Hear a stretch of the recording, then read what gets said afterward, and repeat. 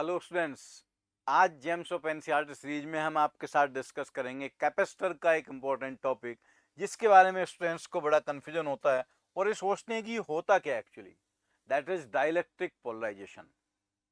तो यहाँ सबसे पहली चीज इस टॉपिक में यही आती है कि भाई डाइलेक्ट्रिक्स क्या होते हैं, किस सब्सटेंस को या किस मटेरियल को हम डाइलेक्ट्रिक बोलते हैं। What is a dielectric? Dielectrics are basically insulators which have very small conductivity, जिनकी कंडक्टिविटी बहुत कम होती है। तो उन सब्सटेंस को हम डाइलेक्ट्रिक कहते हैं। तो आप सीधा सीधा याद रख सकते हैं, dielectrics are nothing but insulators. अब अगर वो इंसुलेटर्स हैं तो इंसुलेटर का मतलब ये नहीं है कि उसमें चार्ज नहीं है, चार्ज तो है, पॉजिटिव चार्ज भी है, निगेटिव चार्ज भी है, लेकिन वो सारा चार्ज न्यूक्लियस के साथ जो इलेक्ट्रॉन से बंधे हुए हैं उसके पास फ्री इलेक्ट्रॉन्स नहीं है। कंडक्टर के पास भी इलेक्ट्रॉन है, इंसुलेटर के पास भी इलेक्ट्रॉन है, लेकिन कंडक्टर की खास बात यह है कि उसके पास फ्री इलेक्ट्रॉन्स हैं। जो आउटर शेल वाले इलेक्ट्रॉन है वो न्यूक्लियस के इंटरेक्शन से बंधे हुए नहीं है, वो पूरे मटेरियल में कहीं भी भाग सकते हैं। और ये डाइलेक्ट्रिक भी दो तरीके के होते हैं, एक होता है पोलर डाइलेक्ट्रिक, और दूसरा होता है नॉन पोलर डाइलेक्ट्रिक। पोलर और नॉन पोलर डाइलेक्ट्रिक क्या होगा? जब एक एटम की हम बात करते हैं तो एटम के अंदर न्यूक्लियस में पॉजिटिव चार्ज है, प्रोटॉन्स, और उसके बाहर अलग अलग ऑर्बिट में इलेक्ट्रॉन्स हैं। तो जहां जिस पॉइंट पर आप न्यूक्लियस के सारे प्रोटॉन को इकट्ठा करके एक पॉइंट पर रख सकते हो वो कहलाएगा centre of positive charge. Electrons को इकट्ठा करके जिस एक पॉइंट पर रख सकते हैं वो कहलाएगा सेंटर ऑफ निगेटिव चार्ज। कुछ कुछ वैसा ही जैसा हम सेंटर ऑफ मास पढ़ते हैं कि कुछ चीजें सॉल्व करने के लिए, याद रखिएगा वो चीजें सेंटर ऑफ मास में बताई जाएंगी। जहां हम एक बॉडी के सारे मास को कंसंट्रेटेड मान सकते हैं, that point is called centre of mass. तो वैसा ही यहां पर है, अगर एटम का जहां सारा पॉजिटिव चार्ज का सेंटर है उसी पॉइंट पर निगेटिव चार्ज का सेंटर भी कोइंसाइड कर जाए तो वैसे डाइलेक्ट्रिक को कहेंगे नॉन पोलर। ये जो एटम है, मान लीजिए नॉन पोलर डाइलेक्ट्रिक का एक मटेरियल है, इसमें कोई एटम है, एटम में जहां पॉजिटिव चार्ज का सेंटर है वहीं निगेटिव चार्ज का सेंटर है, तो दोनों आपस में कोइंसाइड कर रहे हैं, तो such material is called non polar. और अगर ऐसा नहीं हुआ तो जो एक पर्टिकुलर एटम है उसमें निगेटिव चार्ज का सेंटर इधर आया, पॉजिटिव का इधर आया, तो दो पोल्स बन गए हैं और ये एटम एक डाइपोल के जैसा बिहेव करने लगा है, तो such dielectrics are called polar dielectrics. तो इसमें क्या होगा? Every atom can be represented by an arrow. हर एटम को एक डाइपोल से आप रिप्रेजेंट कर सकते हैं, but these dipoles are randomly oriented, तो नेट डाइपोल मोमेंट जीरो है। यहां पर कोई भी एटम डाइपोल के जैसा बिहेव नहीं कर रहा है, हर एटम का डाइपोल मोमेंट जीरो है, तो इसका भी डाइपोल मोमेंट जीरो है। पोलर डाइलेक्ट्रिक का भी net dipole moment zero, non polar का भी net dipole moment zero, but दोनों के जीरो होने का कारण अलग अलग है। पोलर का नेट डाइपोल मोमेंट जीरो इसलिए है क्योंकि इसमें बहुत सारे एटम है, बहुत सारे डाइपोल्स हैं, but these are randomly oriented, और रेंडमली ओरिएंटेड वेक्टर्स का रिजल्टेंट जीरो आता है। इसमें कोई वेक्टर है ही नहीं, none of the atom is behaving as a dipole, so net dipole moment is zero. अब होगा क्या? जब आप एक्सटर्नल इलेक्ट्रिक फील्ड लगाएंगे, भाई आप करते क्या है कि ये कैपेसिटर है, कैपेसिटर की प्लेट के बीच में आपने डाइलेक्ट्रिक भर दिया, तो कैपेसिटर पर कुछ चार्ज था ना, Q, और कैपेसिटर की प्लेट्स के बीच में पहले यहां पर एक इलेक्ट्रिक फील्ड रही होगी जिसको आप ई नोट कह सकते हैं और इस चार्ज को क्यू नोट कह सकते हैं। तो वो इलेक्ट्रिक फील्ड होगी Q naught by epsilon naught into A, और प्लेट के बीच में आपने डाइलेक्ट्रिक भर दिया, तो आप ये कह सकते हैं the dielectric medium is placed in external electric field. उस डाइलेक्ट्रिक मीडियम को आपने एक्सटर्नल फील्ड में रख दिया। वो एक्सटर्नल फील्ड किसने प्रोड्यूस की है? इस कैपेसिटर ने। तो होगा क्या? अगर ये पोलर डाइलेक्ट्रिक है, पोलर डाइलेक्ट्रिक को जब आप एक्सटर्नल फील्ड में रखेंगे, एक्सटर्नल फील्ड की वैल्यू ई नॉट के बराबर है, तो आप ये पाएंगे जो यहां पर डाइपोल्स थे, जब एक्सटर्नल इलेक्ट्रिक फील्ड लगाई जाती है तो हर डाइपोल पर एक टॉर्क लगता है, vector P cross vector E, और ये डाइपोल टॉर्क क्या करता है? It try to rotate the dipole in the direction of field.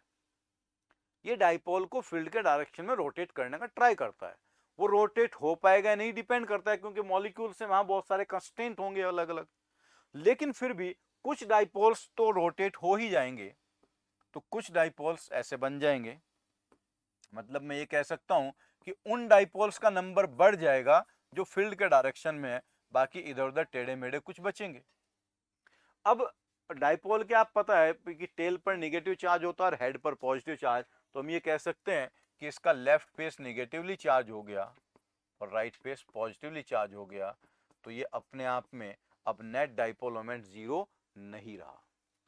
वहीं पर अगर नॉन पोलर डाइलेक्ट्रिक होगा, तो नॉन पोलर डाइलेक्ट्रिक को जब एक्सटर्नल इलेक्ट्रिक फील्ड में आप रखोगे, तो नॉन पोलर डाइलेक्ट्रिक में क्या था, पॉजिटिव और नेगेटिव चार्ज का सेंटर आपस में कोइंसाइड किया था, पॉजिटिव और नेगेटिव चार्ज का सेंटर आपस में कोइंसाइड कर रहा था। लेकिन इलेक्ट्रिक फील्ड पॉजिटिव चार्ज पर फोर्स आगे लगाएगी, नेगेटिव चार्ज पर पीछे लगाएगी, तो ये सेंटर्स अलग अलग हो जाएंगे। और आप ऐसे एज्यूम कर सकते हो नेट इफेक्ट कि इधर वाला फेस पर नेगेटिव चार्ज आ जाएगा और राइट वाले फेस पर पॉजिटिव चार्ज। यहां भी अब नेट डाइपोल मोमेंट जीरो नहीं होगा, एक डाइपोल मोमेंट क्रिएट हो जाएगा, इधर भी एक डाइपोल मोमेंट क्रिएट हो जाएगा। और जितना चार्ज इन सरफेस पर आ गया है, इस चार्ज को कहा जाता है इंड्यूस्ड चार्ज, या इसको हम बाउंड चार्ज भी कहते हैं, क्यूबी। अब ये वाला जो अंदर का चार्ज है, जो बाउंड चार्ज हुआ, ये भी अपनी एक इलेक्ट्रिक फील्ड प्रोड्यूस करेगा जो external electric field E not के अपोजिट होगी। इसको कहेंगे हम इंड्यूस्ड इलेक्ट्रिक फील्ड। और इस इंड्यूस्ड इलेक्ट्रिक फील्ड की वैल्यू जब हम सॉल्व करना चाहेंगे, तो देखो नेट इलेक्ट्रिक फील्ड अंदर कितनी रह जाएगी, E inside will be external minus induced electric field, ये होगा। अब इलेक्ट्रोस्टैटिक में आपने पढ़ रखा है, अगर वैक्यूम में इलेक्ट्रिक फील्ड ई नॉट है और फिर आप किसी मीडियम में सॉल्व करो जिसका डाइलेक्ट्रिक कांस्टेंट के है, तो net electric field E not by के हो जाती है। वो इसलिए हो जाती है क्योंकि उस मीडियम में चार्ज इंड्यूस हुए, वो चार्जेज भी अपनी फील्ड बना रहे हैं, और वो जो फील्ड है वो एक्सटर्नल इलेक्ट्रिक फील्ड के अपोजिट है। तो अगर external electric field E not था, ई एक्सटर्नल वाज ई नॉट, तो जो अंदर नेट इलेक्ट्रिक फील्ड होगी ई इनसाइड, वो होगी ई नॉट बाई के, और इस ई इनसाइड की वैल्यू थी ई नॉट माइनस ई इंड्यूस्ड।